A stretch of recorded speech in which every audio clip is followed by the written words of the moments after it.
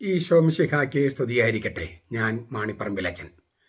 പഴയ നിയമവചന ധ്യാനം ഉത്പത്തി 8-ാമത്തെ അധ്യായം 20 മുതൽ 22 വരെയുള്ള തിരുവചനങ്ങൾ. അനന്തരം നോഹ യാഹ്വേക്ക് ഒരു ബലിപീഠം നിർമ്മിച്ചു. ശുദ്ധിയുള്ള എല്ലാ മൃഗങ്ങളിൽ നിന്നും ശുദ്ധിയുള്ള എല്ലാ പക്ഷികളിൽ നിന്നും ചിലതിനെ കൊണ്ടുവന്ന് അവൻ അവിടത്തേക്ക് ഹോമയാഗമായി അർപ്പിച്ചു.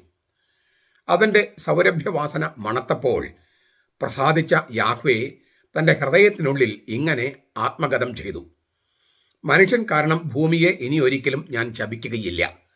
എന്നാൽ മനുഷ്യഹൃദയം ബാല്യം മുതൽ തിന്മയിലേക്ക് ചാഞ്ഞിരിക്കുകയാണ്. ഇപ്പോൾ ചെയ്തതുപോലെ ജീവജാലങ്ങളെയെല്ലാം ഇനി ഒരിക്കലും ഞാൻ നശിപ്പിക്കുകയില്ല. ഭൂമിയുള്ളിടത്തോളം കാലം വിതയും കൊയ്ത്തും ചൂടും തണുപ്പും വേനലും വർഷവും രാവും പകലും നിലയ്ക്കുകയില്ല. പെട്ടെന്ന് നമ്മുടെ മനസ്സിലേക്ക് വരുന്ന ഒരു ചോദ്യമുണ്ട്. ഈ ഹോമയാഗത്തിൻ്റെ സൗരഭ്യവാസന മണത്തപ്പോൾ യാഹ്വേ പ്രസാദിച്ചു. സൗരഭ്യവാസന ഹീബ്രുവിൽ റേഹ ഹന്നി ഹോഹ എന്നാണ്. റേഹ ഹന്നി ഹോഹ.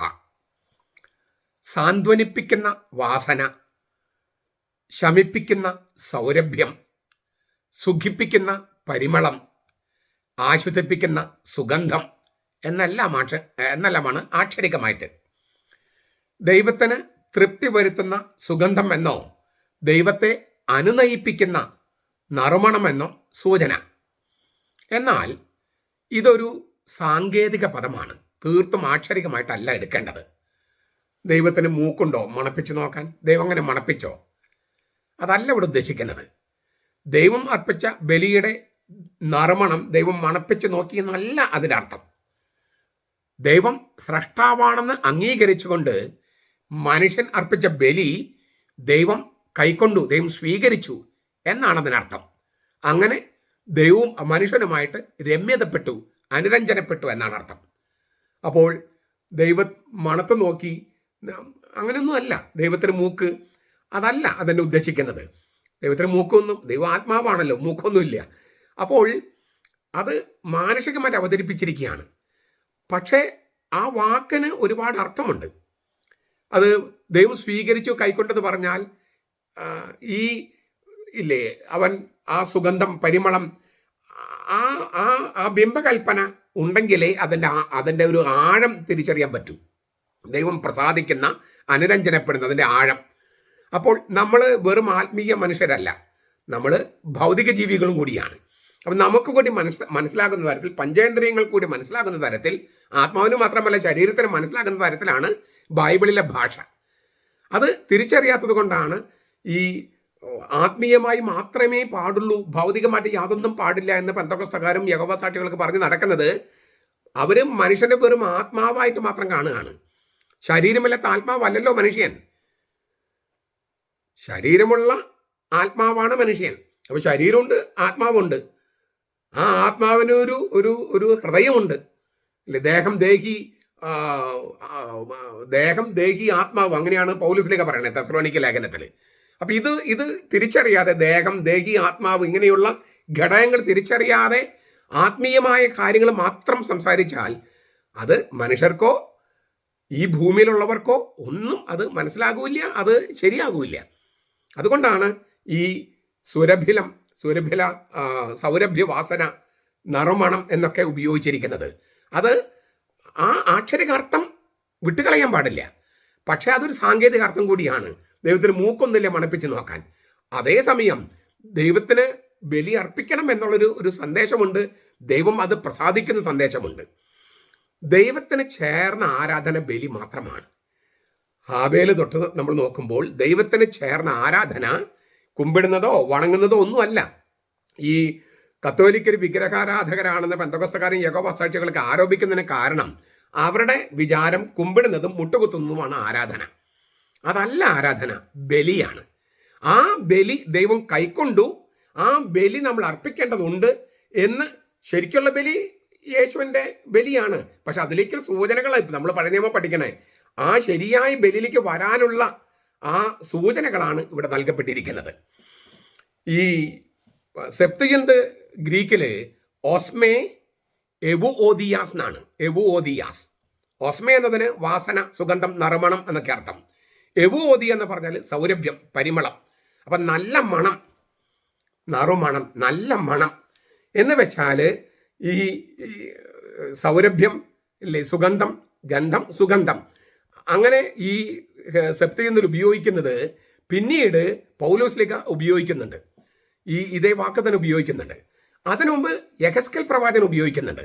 യെഹെസ്കേൽ പ്രവാചകൻ 20:41 നമ്മൾ ഇങ്ങനെ വായിക്കുന്നു: ഞാൻ നിങ്ങളെ ജനതകളുടെ ഇടയിൽ നിന്ന് പുറത്തു കൊണ്ടുവന്ന് നിങ്ങൾ ചിതറിപ്പോയിരിക്കുന്ന രാജ്യങ്ങളിൽ നിന്ന് ശേഖരിക്കുമ്പോൾ ഞാൻ നിങ്ങളെ സുരഭിലവാസനയായി സ്വീകരിക്കും. ഞാൻ നിങ്ങളെ സുരഭിലവാസനയായി സ്വീകരിക്കും. യെഹെസ്കേൽ ഒരു പുതിയ അർത്ഥം കൊടുക്കുകയാണ്. ഈ ഹോമബലി അർപ്പിച്ചോൾ ആ പുകച്ചുരുളുകൾ ദൈവത്തിനടുത്ത് വന്ന് ദൈവം മണത്ത് നോക്കി എന്നാണ് നോഹ പറഞ്ഞതെങ്കിൽ, യെഹെസ്കേൽ പ്രവാചകൻ പറയാണ് ജനങ്ങൾ തന്നെയാണ്, തിരഞ്ഞെടുക്കപ്പെട്ട ജനമാണ്. ചിതറിപ്പോയ ജനങ്ങളെ തിരിച്ചു കൊണ്ടുവരുമ്പോൾ ആ അനവിം യാഹ്വയുടെ ദരിദ്രൻ എന്നറിയപ്പെടുന്ന വിശുദ്ധ അവശിഷ്ടം എന്ന് പറയുന്ന, വിശുദ്ധ ശിഷ്ടഭാഗം എന്ന് പറഞ്ഞ ഹോളി റെമനന്റ്, ആ ജനങ്ങളെയാണ് ദൈവം സുരഭിലവാസനയെ സ്വീകരിക്കാനാണ് യെഹെസ്കേൽ പ്രവാചകൻ പറയുന്നത്. അപ്പോൾ ഈ സുരഭിലവാസന എന്നുള്ള വാക്ക് വിട്ടുകളഞ്ഞാൽ അതിൻ്റെ ആഴം, ആ അർത്ഥത്തിൻ്റെ ആഴം, ധ്വനി സാന്ദ്രത നഷ്ടപ്പെടും. അതുകൊണ്ട് ദൈവം കൈക്കൊണ്ടു എന്ന് മാത്രം എഴുതിയാൽ പോരാ. ബൈബിൾ നല്ല ആഴമേറിയ ഭാഷ ഉപയോഗിക്കുന്നതാണ്, വളരെ മൂർത്തമായ ഭാഷ ഉപയോഗിക്കുന്നതാണ്. അപ്പോൾ ദൈവജനം തന്നെയാണ് സുരഭിലവാസനയായി മാറുക എന്നാണ് യെഹെസ്കേൽ പ്രവാചകൻ 20:41 പറഞ്ഞിരിക്കുന്നത്.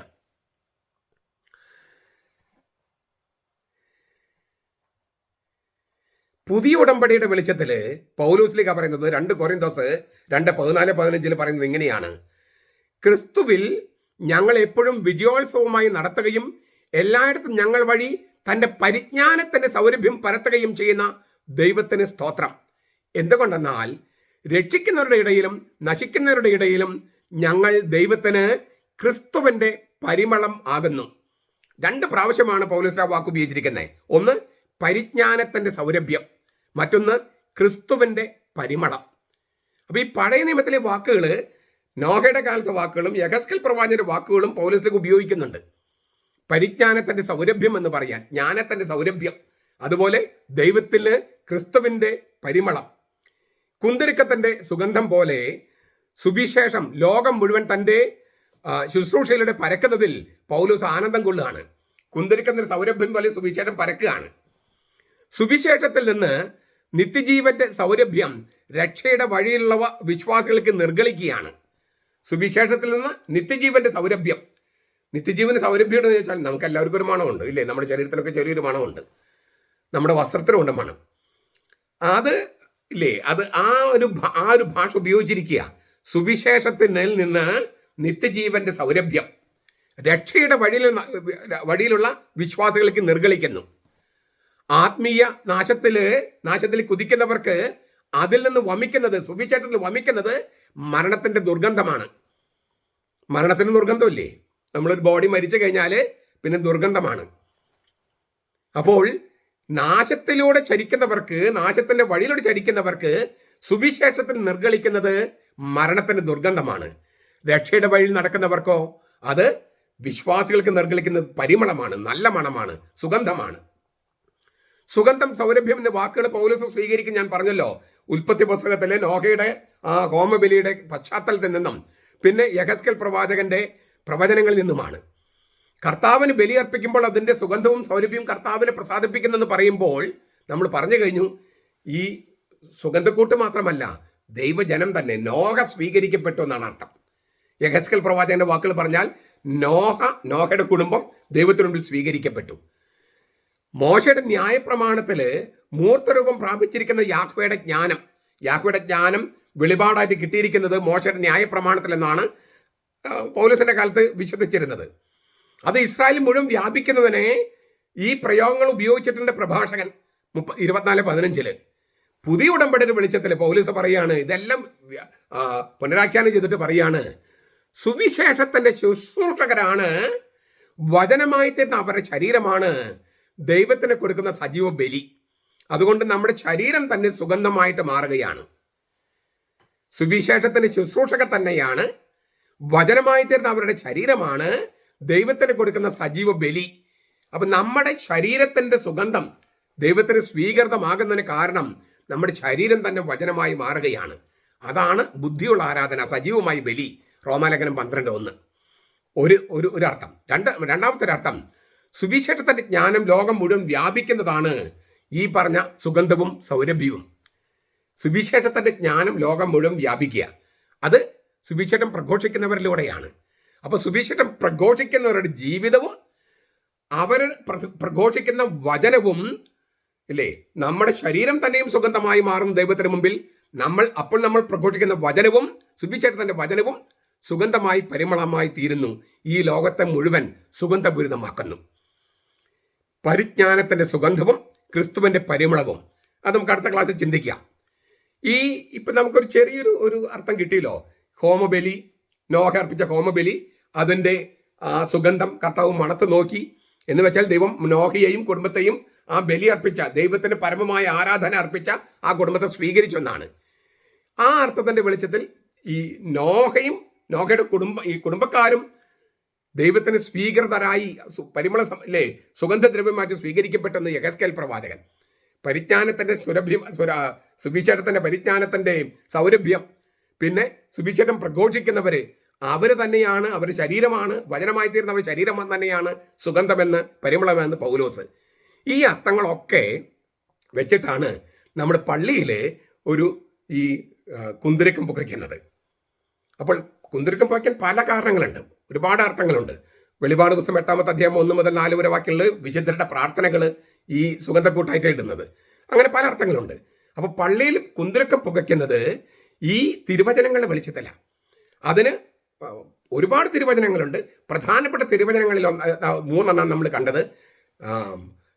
ഉൽപ്പത്തി പുസ്തകം 8-ാമത്തെ അധ്യായത്തിൽ യെഹെസ്കേൽ 20:41, 2 കൊരിന്തോസ് 2:14 മുതൽ 16 വരെ 15 വരെ വാക്യങ്ങൾ, 14-15 വാക്യങ്ങൾ. ഈ വാക്യങ്ങളുടെ വെളിച്ചത്തിലാണ് പള്ളിയിൽ കുന്തിരിക്കം പുകയ്ക്കുന്നത്. ഇത് പെന്തക്കോസ്തക്കാർക്കും യാക്കോബസാക്ഷികൾക്കൊക്കെ ഇഷ്ടപ്പെടുവോ? ഈ തിരുവചനം അനുസരിച്ചാണ് കുന്തിരിക്കം പുകയ്ക്കെന്ന് പറഞ്ഞാൽ അവർക്കത് ഉൾക്കൊള്ളാൻ പറ്റുന്നുണ്ടോ? എന്തിനാണ് ഒരു കത്തോലിക്ക സഭ വിട്ടുപോയിരിക്കുന്നത്? ഇതൊക്കെ വിഗ്രഹാരാധനയെ പറഞ്ഞിട്ടോ? വിഗ്രഹാരാധനയാണോ അത് തിരുവചനങ്ങളിൽ അടിസ്ഥാനപ്പെട്ട യഥാർത്ഥ ആരാധനയാണോ? പറയൂ, നിങ്ങൾ തന്നെ പറയൂ. എന്നിട്ട് നിങ്ങളുടെ കൂട്ടുകാരന്മാരോടും പറയൂ.